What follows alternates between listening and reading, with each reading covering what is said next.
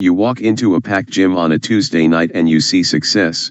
You see memberships rolling in. You think, this place is printing cash. You're wrong. You're looking at the 1 hour of the day that lies to you the most. If every single one of your members showed up at the same time, your gym would collapse under the weight of utility bills and capacity limits.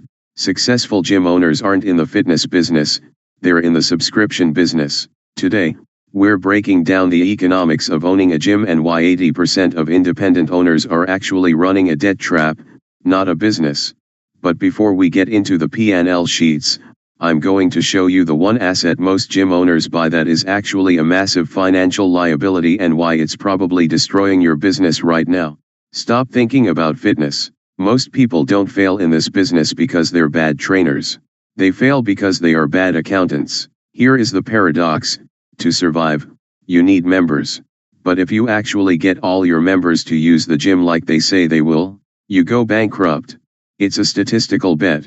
You are betting that your customers will pay their monthly fee but rarely show up. If you build a gym for 500 people, you pray that only 50 of them show up on any given day. The moment you start needing a bigger building to hold the crowd, your overhead eats your margins alive. Successful gym owners aren't selling exercise. They're selling a status symbol that the member feels guilty about not using. If you think your primary product is a bench press, you've already lost. Your primary product is the monthly recurring revenue, and your greatest enemy is the churn rate. Most people fail because they build their gym for the crowd they see in the evening. They overbuild, over-equip, and overspend. Today, we aren't talking about workout plans. We're talking about P&L sheets. We're going to cover the build-out costs that hide in the fine print, the hidden expenses that kill your cash flow, and why scaling your revenue is impossible if you're still trading your time for training sessions. Let's start with the hierarchy of the fitness business, because if you pick the wrong model from day one, the math will never work in your favor. You have three main tiers in this business. First, the budget chains. These are essentially volume factories. They survive on sheer mass, relying on a huge influx of members who sign up for $10 a month and barely show up. Then you have the luxury clubs. Here, retention is your lifeblood. You aren't playing a numbers game, you're selling a status symbol. People pay a premium for the pools, saunas, and towel service, but if they stop coming, they cancel, and your margins die. Finally, you have boutique studios. This is high ticket, low volume. You don't need thousands of members. You need 50 people obsessed with your training style who pay triple the price. But before you pick your lane, look at the barrier to entry. We're talking about massive build-out costs. Between the renovations, the heavy-duty rubber flooring, and the industrial-grade HVAC systems required to keep a room full of sweating people cool, you are looking at an initial investment of $300,000 to over $1 million before you open your doors. That is the entry fee. And here is a reality check that almost every new owner misses. You look at those rows of treadmills, the squat racks, and the machines, and you think, that's my asset. You are dead wrong. That equipment is not an asset, it is a liability. It is a depreciating hunk of metal that requires maintenance, electricity, and floor space. It's a cash drain that loses value the second it hits your floor. Your wealth is in your systems, your member retention, and your churn management, not the steel you're renting out. If you want to start without the $1 million debt trap, you need a blueprint that cuts out the fat. Step 1. Location strategy. Stop guessing where to open. Use the 15-minute radius rule. Plot your location on a map. Your members won't drive more than 15 minutes to train. Look at local census data. If the household income in that immediate 15-minute pocket doesn't align with your price point, you are dead on arrival. Step 2.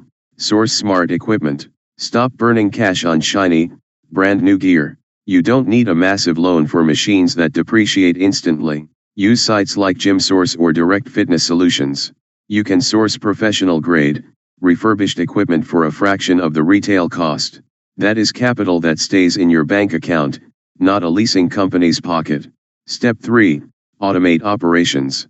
You need to kill the overhead of a front desk. Use software like MindBody or PushPress. This handles your billing, sign UPS, and churn management automatically. Here is the harsh reality. If your front desk automation isn't handling the business for you, you aren't actually running a business. You're just paying rent on a space where you happen to do chores. You want a lean operation? Every manual task is a cost you don't need. Keep it digital and keep your staff focused on the only thing that actually generates revenue, coaching and community management.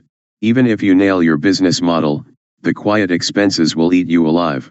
Your HVAC system, hot water, and climate control are constant utility sinks that erode your margins every single month. And machines break. If you aren't budgeting for ongoing repairs, your high-end studio looks like a dump in 6 months. Then there is the debt trap. Look at the massive gym chains that collapsed. They didn't die from a lack of members. They died from debt service on leased equipment. When you lease, you are paying interest on assets that are physically depreciating every day. If your revenue doesn't comfortably cover those monthly payments, you are running on borrowed time. You have to be ready for the January surge. It feels like success when your bank account blows up in the first month, but February is the silent killer. Your churn rates will spike as motivation dies off, and you have to choose your path carefully. Should you franchise? Franchising offers brand recognition and pre-built systems, but you'll be bleeding cash through ongoing royalties and marketing fees. You have to weigh that cost against your ability to grow. Also, watch your policies. Successful gyms use high-friction cancellation policies like requiring in-person visits to cancel because they are intentionally designed to prevent revenue loss. And one final legal warning before you blast your playlist. You cannot just play popular music. You need a public performance license for every song that plays over your speakers. Ignore this, and you are leaving the door wide open for copyright lawsuits that can wipe out your entire first year of profit. You're going to hit a hard revenue ceiling if you're still stuck on one-on-one personal training.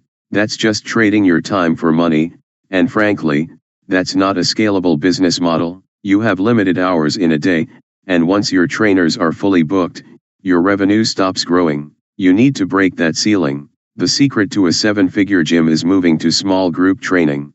Think about the math. If you charge $60 for a one-on-one session, you make $60 for that hour. If you take that same hour and train 6 people at $60 a head, you just made $360. That is a 600% increase in revenue per hour with the exact same overhead. Stop selling trainer time, start selling systems.